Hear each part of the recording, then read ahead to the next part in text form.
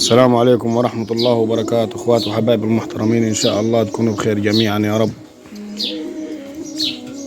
يا رب طمنا على كل اخ وكل اخت موجودين معايا يا رب، وكل اللي بيوصلنا بنظرة رحمة يا رب، ربنا يجبر بخاطره. طبعا يا اخواتي، انا كل اللي عايزه منكم انكم تقفوا جنبي وما تخلوش عني في يوم من الايام، ولا تملوا من حالتي ولا من حالة عيالي. عليكم زي ما انتم شايفين يا اخواتي، ربنا سبحانه وتعالى ابتلاني مرض مزمن، خلاني انا عاجز في الارض، ما بقدرش اتحرك. ويعلم ربنا والله العظيم انا شفت معايرة من اقرب الناس لي، يعني ربنا وحده العالم. الحمد لله ابو مين معيرني بالمرض بتاعي، بالعجز بتاعي ديتي. والله وفي ناس كتير برضك قبل ما اتزوج يعني عيرتني انا بقلة الخلفي، ولو اتجوزت وخلفت هجيب عيال تعبانة زيي.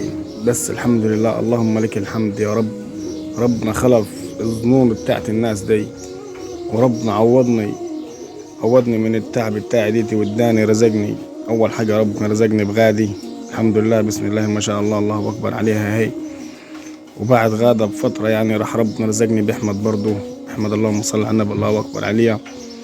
انا كل اللي عايزه منكم يا اخواتي انكم تدعموا الاتنين دولي، بالله عليكم ما تبخلوا عليهم، انكم تدعموهم عشان خاطر ربنا بس يكرمنا كده وحالتنا تتحسن، وربنا يكرمنا ان شاء الله يا رب، ونستروا في حبيبة البيت. ونفسي كل اخ وكل اخت موجودين معايا ان هو يدعم الاتنين دول يا اخواتي، وصلوا بنظرة الرحمة، اعتبروا من عيالكم دولي، انكم تدعموهم على قد ما تقدروا. اي نعم، اهم زي ما انتم شايفين اللقمة بسيطة اللي ما ياكلوها، بس الف حمد وشكر ليك يا رب، اللهم دمها للنعمة يا رب، واحسنها من الزوال. الحمد لله على كل حال. الواحد لو هياكلها بملح، اهم حاجة يبقى الواحد مستور، ما حدش يجي يخبط على الباب ويقول له عاوز الدين اللي عليك. لو ربنا كرمنا ان شاء الله وقعدنا في بيتنا ملكني، ما نحتاجوش لحد ولا حاجة. فطبعا يا اخواتي، انا كل اللي بحتاجه منكم بالله عليكم دول ما يستاهلكم تدعموهم، دعمكم لدول والله ووقفتكم جنبيهم، ربنا سبحانه وتعالى هيجعلكم لكم ثواب كبير عند ربنا، وهيبقى لكم حسنات كتيرة. لما انتوا هتبصوا على عيلة اخوكم المحتاج ديتي اللي هو عاجز في الارض ما بيقدرش يتحرك، شوف الثواب اللي هتاخده كديه لما تجبر بخاطر الاتنين دول. والله العظيم اللي بيجبر بخاطر الاطفال ربنا بيجبر بخاطره.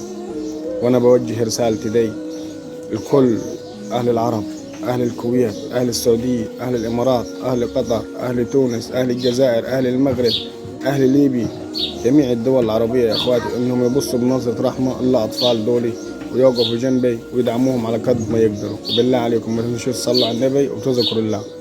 السلام عليكم ورحمة الله وبركاته.